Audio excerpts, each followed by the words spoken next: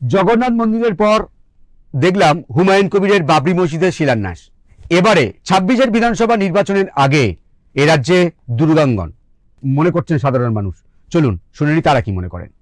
যার যা ইচ্ছা সে তাই করে যাচ্ছে, এতে প্রোটেস্ট করেও কোনো লাভ নেই, খালি ফেস হচ্ছে এটা। এছাড়া উন্নয়ন তো হওয়া উচিত। ধর্মীয় নিয়ে তো আজকের আমাদের দেশে সমস্ত কিছু আজকে জাতি ভেদাভেদ সমস্ত কিছু নিয়ে করছে, কিন্তু দেশের ডেভেলপমেন্টের জন্য গভর্নমেন্ট কিছু করছে না। যে আজকে জনসাধারণের ইনকাম হোক, জনসাধারণ ভালো আজকের একটা জায়গায় দাঁড়াক, তাদের কর্মজীবী জায়গাগুলো আজকের ভালো হোক বা তাদের রুজি রুটির জায়গা ভালো হোক, সেগুলো তো আজকের গভর্নমেন্ট দেখছেই না। গভর্নমেন্টে তো এটা দেশকে ডেভেলপমেন্ট করার জন্য এটা তো দরকার। এই তো উন্নয়ন হচ্ছে, কি মন্দির মসজিদ করছে আর কি হচ্ছে? এটা কি পাবলিকের কোনো ফায়দা আছে? কোনো ফায়দা নেই, সব ভোটের জন্য করছে। উন্নয়ন কি হবে? উন্নয়ন কি? উন্নয়ন এখানে কিছু নেই, ইনকামই কিছু নেই, সব এখানকার ব্যবসাতে চলে যাচ্ছে, এখানে ব্যবসাতে কিছু নেই। মানে আপনি মন্দির মসজিদ উদ্বোধন আশা করবেন না? কম মানে শিল্প দরকার, মন্দির মসজিদ নিয়ে পেট ভরবে না মানুষের। রাজনীতি খালি সব ভোট ভোট ভোট করে, মানে মন্দির করছি মসজিদ করছি এইসব করে, মানে পাবলিককে বোকা বানানো হচ্ছে। কেন উন্নয়ন হবে না? সবই হবে, হচ্ছে তো, ঠিকই হচ্ছে। লক্ষ্মীর ভান্ডার আরও অনেক কিছুই হচ্ছে। না, আপনি কি চাইছেন, উন্নয়ন নাকি এই মন্দির মসজিদ? উন্নয়ন চাই, উন্নয়নের মধ্যে সব কিছুই হবে। তাহলে এই মন্দির মসজিদ রাজনীতি ওগুলো তো ছেড়ে দেন, ওগুলো তো আলাদা হয়ে গেল, কিন্তু মেন হচ্ছে উন্নয়ন আগে দরকার। উন্নয়নই হোক, মন্দির মসজিদ দরকার নেই। বাবরি মসজিদ হলো, জগন্নাথ মন্দির হলো, এবার আবার দুর্গাঙ্গন হবে। ও মন্দির করছে করুক, তাতে করার ইন্টারেস্ট নেই, উন্নয়নটাই দরকার।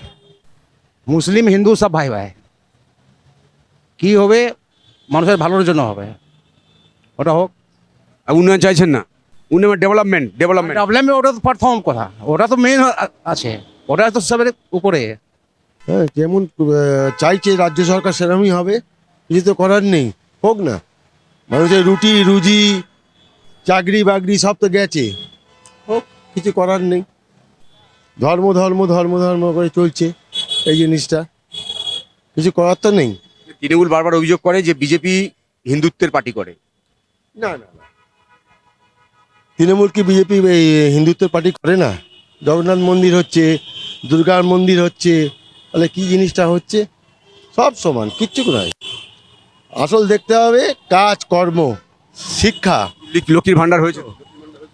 হোক না, কি আছে? এরা তো ৩,০০০ টাকা করে দেবে বলছে, এরা বলছে ১,০০০ দিয়েছে, অনেক উপকার হয়েছে লক্ষ্মী ভান্ডার। মায়েদের হাতে পয়সা ছিল না, পাচ্ছে, কোনো অসুবিধা নেই। ডেভেলপমেন্ট চাই, ডেভেলপমেন্ট ছাড়া কিচ্ছু হবে না। এই এসআইআর শুনানি পর্ব নিয়েও ইতিমধ্যে শাসক বিরোধী তরজা শুরু হয়েছে। তৃণমূল কংগ্রেস বলছে যে বয়স্ক ভোটারদের লাইনে দাঁড় করিয়ে কার্যত অমানবিক আচরণের পরিচয় দিয়েছে নির্বাচন কমিশন। কিন্তু সুকান্ত মজুমদারের দাবি যে বয়স্ক ভোটাররা যখন লাইনে দিয়ে ভোট দিতে পারেন, তাহলে এসআইআর শুনানিতে কেন দাঁড়াবে না? স্বাভাবিকভাবে এই শুনানি পর্ব নিয়ে রাজনৈতিক উত্তাপ বাড়ছে। চলুন দেখে নিই একটি বিশেষ প্রতিবেদন। মগরাহাটে একটি শুনানি কেন্দ্রে গিয়ে নথি খতিয়ে দেখেছিলেন কমিশনের বিশেষ পর্যবেক্ষক সি মুরুগান। সেখানে গিয়ে ভোটারদের একাংশের বিক্ষোভের মুখে পড়লেন তিনি। এসআইআর এর শুনানি পদ্ধতি নিয়ে প্রশ্ন তুলে বিক্ষোভ দেখান তারা। কেন শুনানি কেন্দ্রে থাকতে পারবেন না বিএলএ 2রা, সেটা নিয়েও বিক্ষোভ দেখানো হয়। বিশেষভাবে সক্ষম ভোটারদের বাড়ি গিয়ে কেন হিয়ারিং করা হচ্ছে না, সেটাও প্রশ্ন করা হয়। খবর পাওয়ার সঙ্গে সঙ্গে উস্তি থানার পুলিশও ঘটনাস্থলে পৌঁছয়। এসআইআর এর শুনানি পর্ব চলছে। দীর্ঘদিনের ভোটার হওয়া সত্ত্বেও বহু বৃদ্ধ বৃদ্ধা অন্তঃসত্ত্বা মহিলা নোটিশ পেয়েছেন।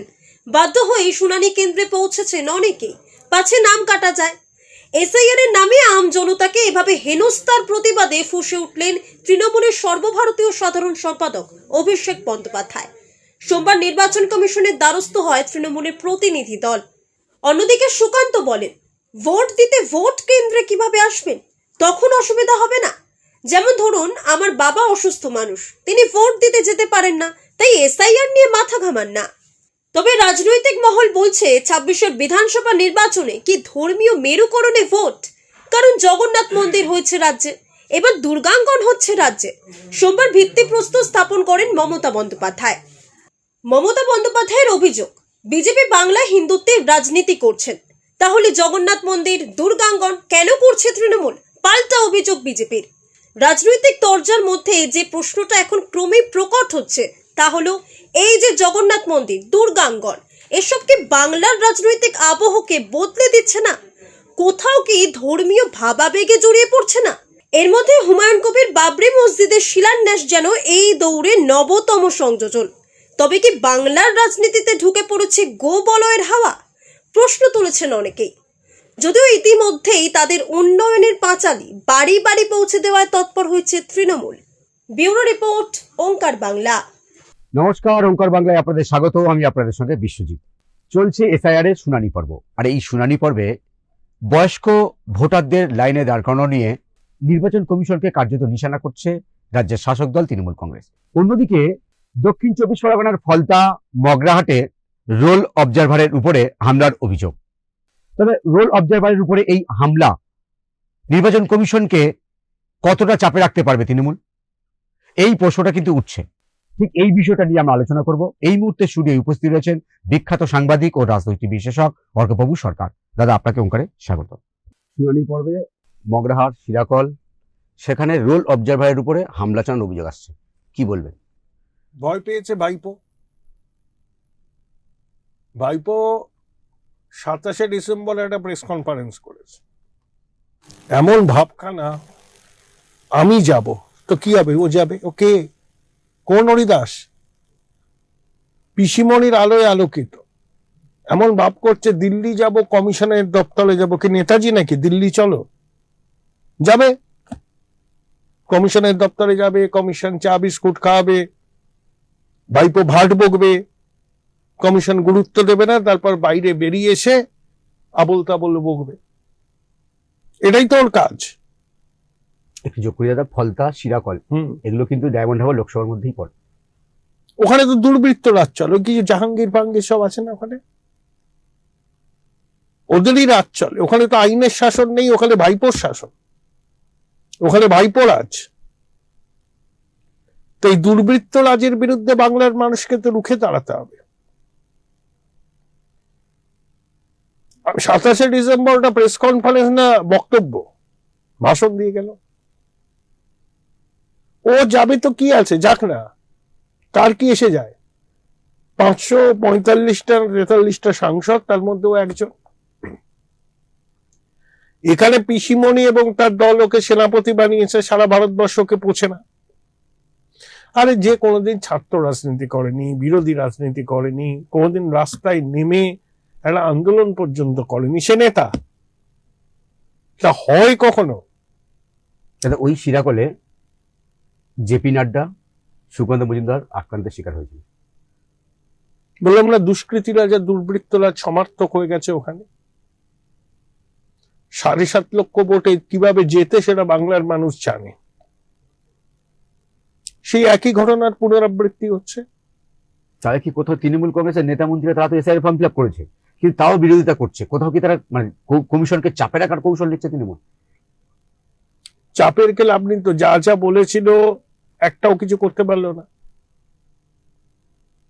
যা যা বলেছিল একটাও কিছু করতে পারলো না। যে যে দাবি কমিশন করেছিল, মানে তৃণমূল করেছিল, কমিশন একটাও শোনেনি। বলেছিল এসআইআর বন্ধ করতে হবে, হয়নি। বলেছিল বহুতলের নিচে ভোট কেন্দ্র হবে না, বহুতলের নিচে ভোট কেন্দ্র হবে, আর কি। এবং বিশেষ পর্যবেক্ষক পর্যন্ত নিয়োগ হচ্ছে।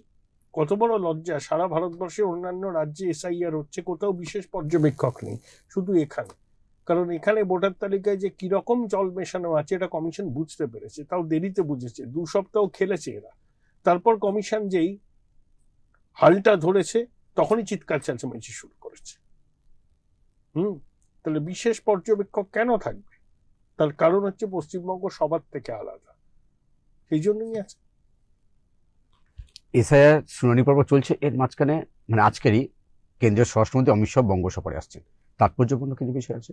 অমিত শাহ আসছেন, বছরের শেষ 2 দিন থাকবেন, সাংগঠনিক বৈঠক করবেন, কোনো জনসভা নেই। আরএসএস এর সাথে সমন্বয় বৈঠক হবে, নিজের দলের নির্বাচিত বিধায়ক সাংসদদের সঙ্গে বৈঠক করবেন, ব্যাস। সাংবাদিক বৈঠক করবেন, স্টক টেকিং করবেন। রাজ্যটাকে 5টা জোনে ভাগ করা হচ্ছে। ভূপেন্দ্র যাদব ঘুরে বেরিয়েছেন, বিপ্লব দেব আছেন, সুনীল বানসালও আছেন, অমিত শাহ প্রয়োজনে ঘন ঘন আসবেন। অমিত শাহর কাছেও এটা সম্মানের ব্যাপার, পশ্চিমবঙ্গ বিজয়। এটা সম্ভব না হলে তাকে কটাক্ষের শিকার হতে হবে। তাই এবার বিজেপি পশ্চিমবঙ্গকে যে ভীষণ রকম গুরুত্ব দিচ্ছে, এইসব সফর থেকেই সেটা পরিষ্কার বোঝা যাচ্ছে। অমিত শাহ এর আগে একাধিকবার এসেছিলেন, কিন্তু যেটা জানা যাচ্ছে বিজেপি সূত্রে যে কেশব ভবনে ওনার একটা বৈঠক রয়েছে। আরএসএস এর সঙ্গে সমন্বয় বৈঠক হবে। আরএসএস এর মতও এবার প্রাধান্য পাবে নির্বাচনে, কে কে প্রার্থী হবেন সে বিষয়ে। সংঘ বিজেপির সমন্বয়টা ভীষণ রকম জরুরি। পশ্চিমবঙ্গে বিজেপির নির্বাচনী সাফল্য যাতে সুনিশ্চিত হয়, সেই জন্য কেন্দ্রীয় স্বরাষ্ট্রমন্ত্রী অমিত শাহ সংঘের সঙ্গে বৈঠক করতে চেয়েছেন এবং সংঘও তাতে সাগ্রহে সম্মতি দিয়েছে। গত লোকসভা নির্বাচনের নিরিখে দেখা যাচ্ছে কলকাতায় বেশ কয়েকটি আসনে বিজেপির অবস্থা ভালো এবং কয়েকটা কাউন্সিলর মানে ওয়ার্ডে বিজেপির অবস্থা ভালো। সেই বিষয়গুলো আলোচনায় উঠে আসবে জানা যাচ্ছে।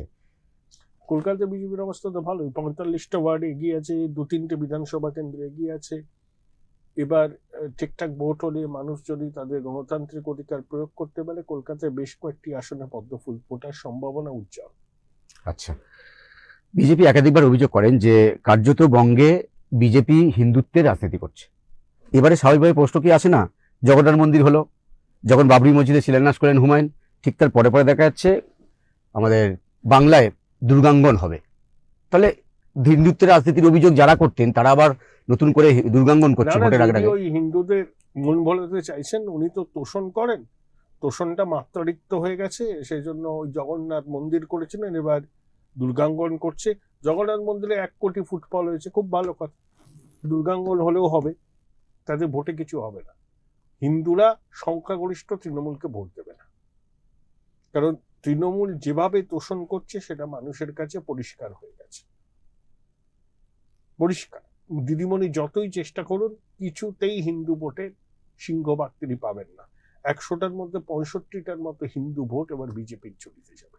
262 কোটি টাকা খরচ যাচ্ছে, তাহলে সেটা উনি করছেন, ওনার মনে হয়েছে যে সরকারি টাকা খরচ করে করছেন। উনি তো কিছু মানেন না, কোন সরকার তো মন্দির মসজিদ গির্জা তৈরি করতে পারে না, সরকারের কাজও নয় এটা। উনি তৈরি করছেন, উনি ভোট ছাড়া কিছু বোঝেন না। উনি তো শিল্প আনতে পারেন না, পাকা চাকরি দিতে পারেন না, পরিযায়ী শ্রমিকদের ঘরে ফেরাতে পারেন না। উনি সরকারি টাকা মানে আমাদের করের টাকা খরচ করে কোথাও জগন্নাথ মন্দির করছেন, কোথাও দুর্গাঙ্গন করছেন, কোথাও মহাকাল মন্দিরের সংস্কার করছেন। এটাই ওনার কাজ। ভোট, উনি ভোট ছাড়া কিছু বোঝেন না। কিন্তু দাদা যেখানে দুর্গাঙ্গনের জায়গাটা স্থির হয়েছিল সেখান থেকে অন্যত্র সরিয়ে নিয়ে যেতে হলো, কিন্তু কারণটা কি? একটা নির্দিষ্ট সম্প্রদায়ের মানুষের আপত্তিতে। কি বলবেন? তোষণ তো সীমাহীন পর্যায়ে, হ্যাঁ, এই জন্যই করছে। যে পর্যায়ে তোষণ এরা করে তার ফল এরকমই হবে, তাদের কথা শুনেই চলতে হবে, কারণ ওরাই ভোট দেয়।